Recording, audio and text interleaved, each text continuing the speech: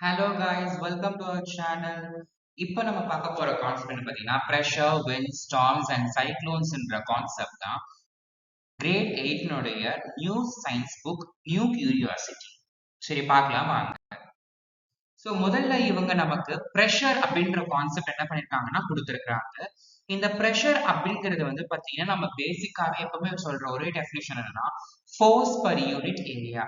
So இந்த force per unit ஏரியாங்கிறது நம்ம பேசிக்கா எப்படி எழுதலாம் அப்படின்னு பார்த்தீங்கன்னா pressure equal to F by ஏ.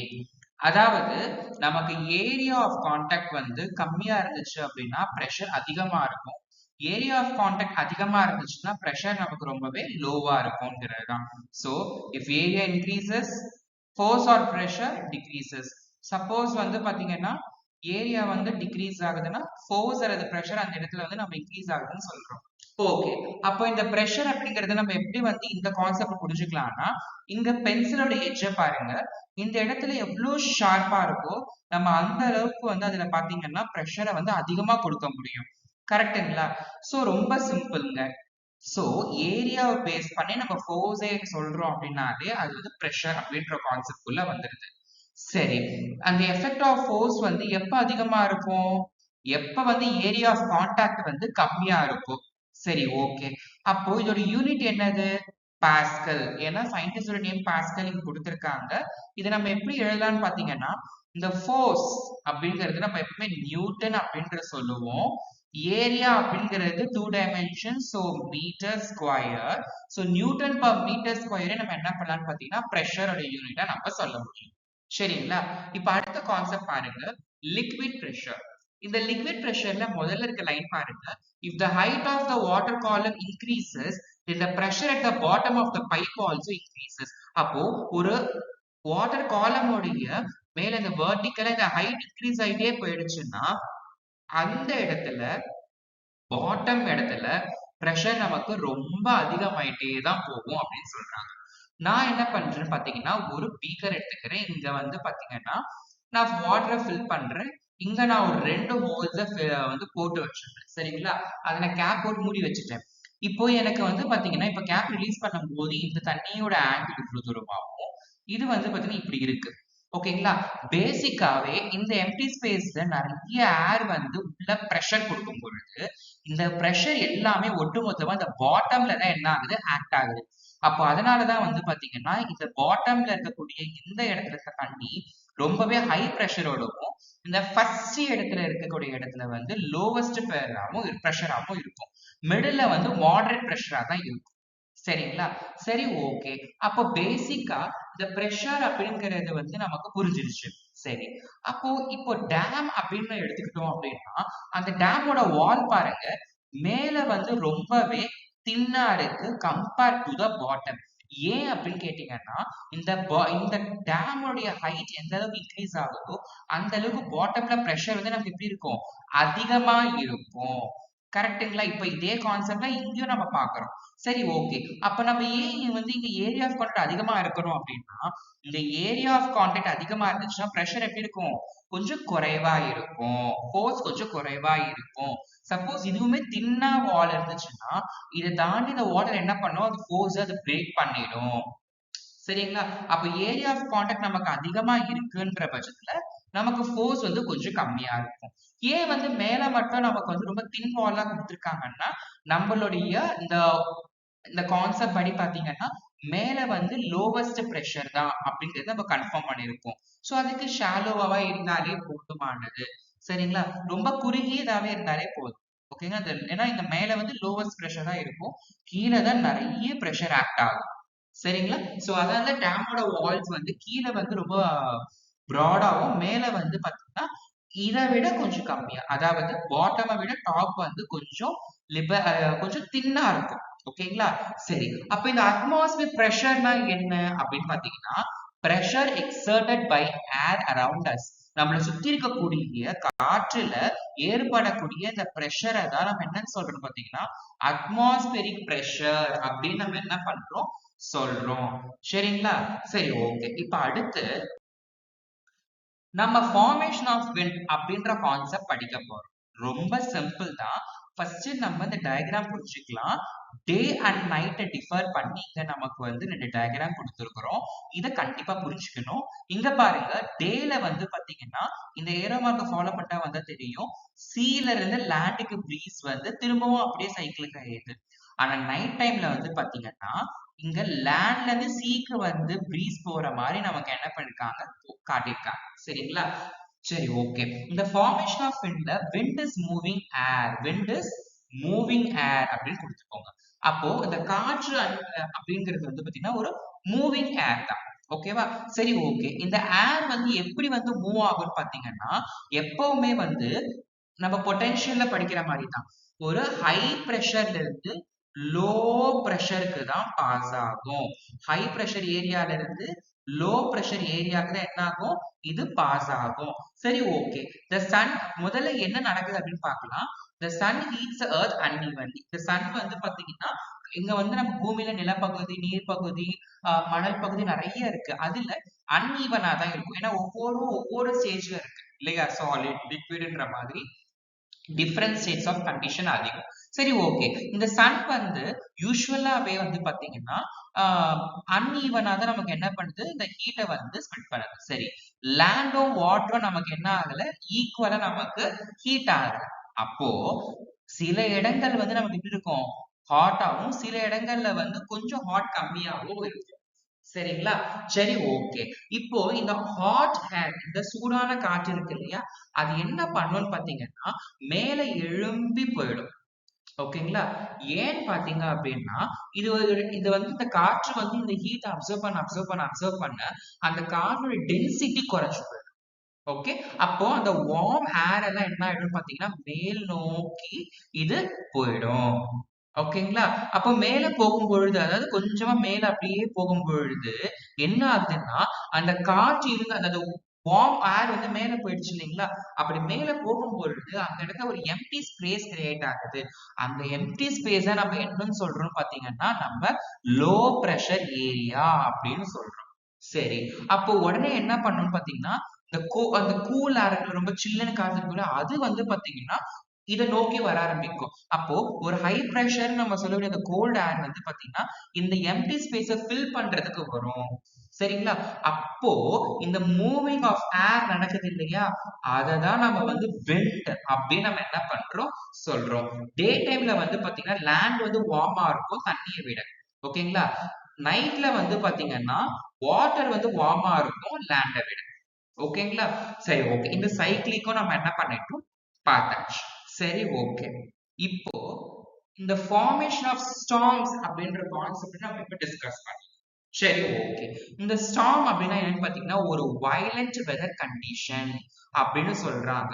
ரொம்ப பலத்த காற்று இருக்கும், ஹெவி ரைன் இருக்கும், இடி மின்னல்கள் எல்லாமே இருக்கும். சரிங்களா? இது சப்போஸ் நமக்கு வந்து இந்த சில இடங்கள்ல வந்து பனிகள் எல்லாம் பொழியும் இல்லையா, ஃபாரின்ல எல்லாம் கண்ட்ரிஸ், அதுலயுமே இது வந்து பாத்தீங்கன்னா அந்த ஸ்னோ ரிலேட்டடான ஸ்டார்ம்ஸ் எல்லாம் வரும். சரிங்களா? சரி, ஓகே. இந்த ஃபார்மேஷன் ஆஃப் ஸ்டார்ம்ஸ பாருங்க. அதுக்கப்புறமா நம்ம இந்த தண்டர் ஸ்டார்ம் அப்படிங்கிற விஷயத்த பேஸ் பண்ணி லைட்னிங்கை பேஸ் பண்ணி தான் நமக்கு கான்செப்ட் கொடுத்துருக்காங்க. சரி, ஓகே. இதுல இந்த தண்டர் அப்படிங்கறது நம்ம எதை பேஸ் பண்ணி சொல்லிட்டு இருக்கோம் அப்படின்னு பாத்தீங்கன்னா thunder is the sound produced by lightning. ஓகேவா? அதாவது இந்த lightning heats the air very quickly. அந்த லைட்னிங் வரும்போது அந்த ஏரை வந்து சீக்கிரமா என்ன பண்ணிடும், சூடாக்கிடும். அந்த சூடான காற்று அப்படியே எக்ஸ்பேண்ட் ஆகி சடனா வந்து நமக்கு ஒரு சவுண்ட் கேட்கும் இல்லையா, அதை நம்ம தண்டர் அப்படின்ற மாதிரி சொல்றோம். ஓகே, இப்போ இதுல என்ன கொஸ்டின் ரொம்ப இம்பார்ட்டன்ட்னா why do we see lightning before the hearing thunderனா நமக்கு நல்லா தெரியும் இந்த லைட்டோட ஸ்பீடு வந்து 3 into 10⁻8 மீட்டர் per செகண்ட்னு சொல்றோம் இல்லையா, இதுதான் வேகமா நடக்கும். எதை விட, சவுண்டை விட. ஓகேங்களா? 343 மீட்டர் per செகண்டை விட நமக்கு வந்து பாத்தீங்கன்னா இந்த லைட்டோட வேகம் ரொம்ப அதிகம். அதனாலதான் அதுக்கு முன்னாடி என்ன ஆயிடுது, நமக்கு வருது, ரொம்ப ஸ்பீடா நமக்கு கிடைச்சிடும். அதுக்கப்புறமா தான் நமக்கு என்ன ஆகும்னா சத்தம் கேக்குது. சரிங்களா? சரி, ஓகே. இப்ப அடுத்து என்ன கான்செப்ட்ன்றத பாருங்க. How is thunderstorm formed அப்படின்னா ரொம்ப சிம்பிள் தான். இந்த வார்ம் மாய்ஸ்ட் ஏர் என்ன ஆகும்னு பாத்தீங்கன்னா ஆக்சுவலி இந்த சன் வந்து பூமியை ஹீட் பண்ணும்போது யூஸ்வலா அந்த வந்து ரொம்ப சூடான அந்த மாய்ஸ்ட் ஈரப்பதத்தினுடைய சில கொஞ்சம் சூடாகி அது மேல போகும் இல்லையா. ஓகே, போகும் பொழுது நமக்கு அந்த கொஞ்சமா என்ன ஆகும்னு பாத்தீங்கன்னா rising air cools and forms large dark clouds.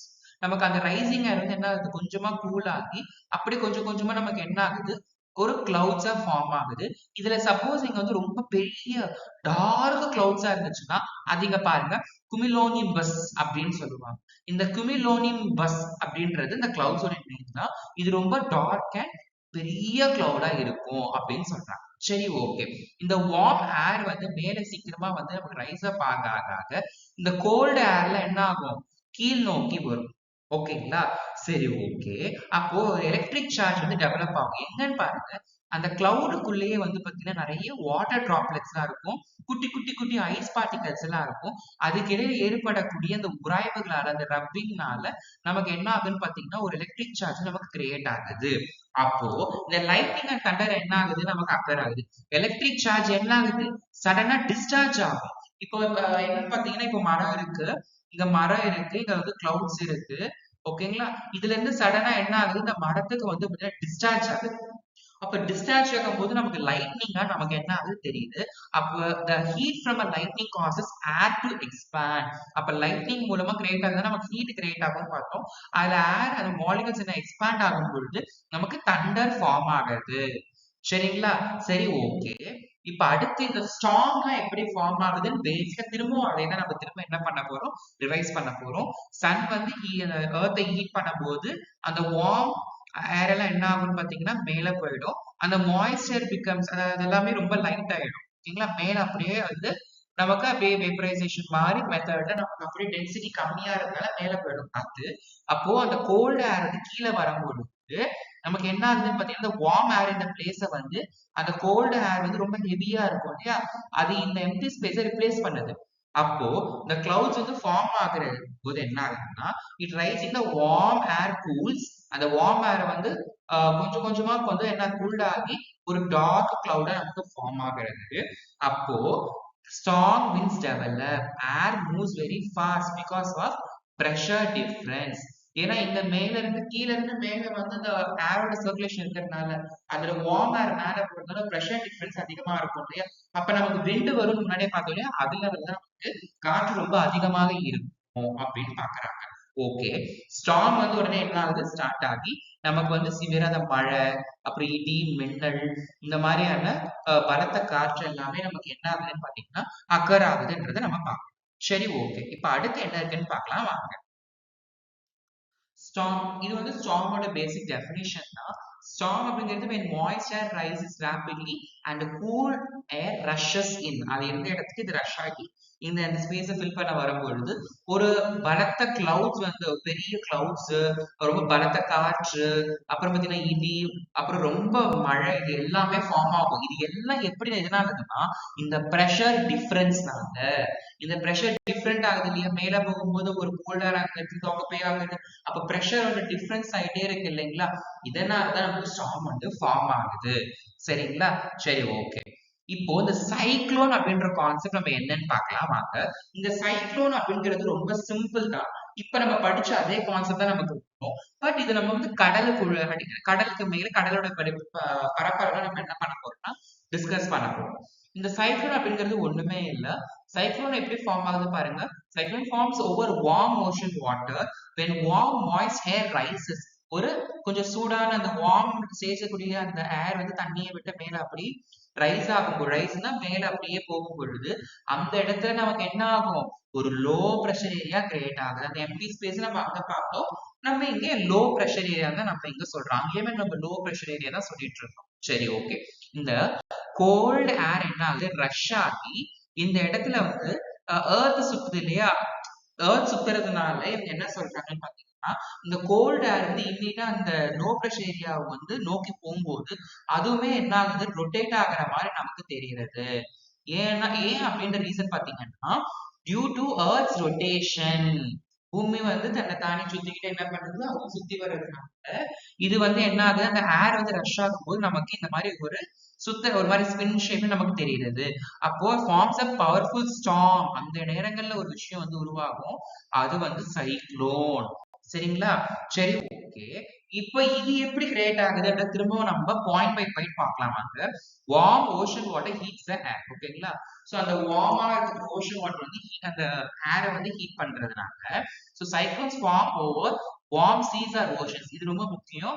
So இந்த வார்ம் சீஸ் ஆர் ஓஷன்ஸ்ல தான் நமக்கு வந்து இது எல்லாமே கிரியேட் ஆகும். அப்பதான் என்ன ஆகும், அந்த வார்ம் மாய்ஸ்சர் அப்படியே வந்து மேலே எழும்பி போகும், ரைஸ் ஆகும். அப்போ அந்த இடத்துல என்ன கிரியேட் ஆகுறது, லோ பிரஷர் கிரியேட் ஆகுறது. அப்ப அந்த லோ பிரஷர் என்ன ஆகுது பாருங்க, as warm air rises it creates what, low pressure area. ஓகேங்களா? நம்ம அதுதான் வந்து லோ பிரஷர் ஏரியா போது அந்த கண் அப்படின்றத மாதிரி இருக்கும், ஐ ஆஃப் த சைக்ளோன் நம்ம சொல்லுவோம். சரிங்களா? சரி, ஓகே. அப்போ அந்த கோல்டு ஏர் என்ன ஆகுது, ரஷ் ஆகி நமக்கு லோ பிரஷர் ஏரியாவை நம்ம கிரியேட் பண்ணி due to the earth rotations அந்த ஏர் அந்த வரக்கூடிய அந்த கோல்டு ஏர்ல என்ன ஆகுறது, அப்படியே ஸ்பின் ஆகுற மாதிரி நமக்கு தெரியும், சுத்தி வர மாதிரி தெரியும் due to the earth rotation. அதுக்கப்புறமா என்ன ஆகுறது பார்த்தீங்கன்னா, இந்த ஸ்ட்ராங் ரொட்டேட்டிங் விண்ட்ஸ் வந்து கிரியேட் ஆகிறதுக்கு அப்புறமா அந்த சைக்ளோன்ஸ் வந்து ஹெவி ரைன் ஸ்டார்ம்ஸ் இது எல்லாமே நமக்கு என்ன பண்ணுது, டெவலப் பண்ணுது. சோ இந்த மாதிரியான இந்த லோ அந்த பிரஷர் டிஃபரன்ஸால என்ன ஆகும் பாத்தீங்கன்னா ஸ்ட்ராங் கிரியேட் ஆகுது. அதுக்கு மட்டும் அந்த வார்ம் மாய்ஸ்சர் எல்லாம் மேல ரைஸ் அப் ஆகும் பொழுது நமக்கு கிளவுட்ஸ் ஃபார்மேஷன் நமக்கு என்ன ஆகுது, நடக்குது. சரிங்களா? சோ இது ரொம்ப ஈஸியான கான்செப்ட் தான். ஓகே. சோ இப்போ இந்த ஸ்ட்ரக்சர் ஆஃப் அ சைக்ளோன் அப்படின்னு சொல்லுவாங்க. இது பேசிக் தான், ரொம்ப சிம்பிள் கூட. சோ இந்த ஸ்ட்ரக்சர் ஆஃப் அ சைக்ளோன் அப்படிங்கிறது வந்து பாத்தீங்கன்னா ஐனா என்னன்னு பார்த்தா சென்டர் ஆஃப் த சைக்ளோன். என்னது, the centre of the cyclone. ஓகேங்களா? இது எப்படி இருக்குன்னா ரொம்ப காம், ரொம்ப கிளியர் ஏரியாவா இருக்கும். ஓகே. இந்த ஐ வால் அப்படின்னா என்னன்னு பாத்தீங்கன்னா ஐ அரவுண்ட் த ஏரியா. சோ அதோடைய அந்த பிரஷர் டிஃபரன்ஸ் இருக்கும் இல்லையா, அதை சுத்தி இருக்கக்கூடிய அந்த லேயர் தான் அவங்க என்ன பண்றாங்க, அந்த ஐ அரவுண்ட் அந்த ஐ வால் அப்படின்னு சொல்றாங்க. Has the strongest wind. இந்த இடத்துல எப்படி இருக்கும், ரொம்பவே காத்து பலமா இருக்கும். மழையுமே பாத்தீங்கன்னா அந்த பகுதியில வந்து ரொம்ப அதிகமா இருக்கும். ஓகேங்களா? சோ ரெயின் பேண்ட்ஸ் அப்படின்னா the curved clouds with rain and thunderstorms. Okay. So பேசிக்கா இந்த வெதர் ரிப்போர்ட்லாம் படிக்கும் போது பாத்தீங்கன்னா அந்த அந்த ஐ காமிச்சிட்டு அதனுடைய ஃப்ளோ எப்படி இருக்கு அப்படின்னு சொல்லிட்டு மேப்ல வந்து நமக்கு தெரியும். கரெக்ட்டுங்களா? சோ அதோடைய இந்த இடத்துல வந்து மழை ரொம்ப அதிகமா இருக்கும் அப்படின்னு சொல்லி என்ன பண்ணுவாங்க, நமக்கு சொல்லுவாங்க. சோ இந்த மாதிரி வெதர் ரிப்போர்ட்ஸ் இதுக்கப்புறம் பார்க்கும்போது நமக்கு ரொம்ப ஈஸியா இருக்கும் பாருங்க. சோ இதுதான் வந்து பாத்தீங்கன்னா ஸ்ட்ரக்சர் ஆஃப் அ சைக்கிள். சரிங்களா? சோ கண்டிப்பா இந்த வீடியோ பிடிச்சிருக்கும்னு நினைக்கிறேன். பிடிச்சிருந்தா லைக் பண்ணுங்க, ஷேர் பண்ணுங்க, கமெண்ட் பண்ணுங்க, மறக்காம சப்ஸ்கிரைப் பண்ணுங்க. தேங்க்யூ.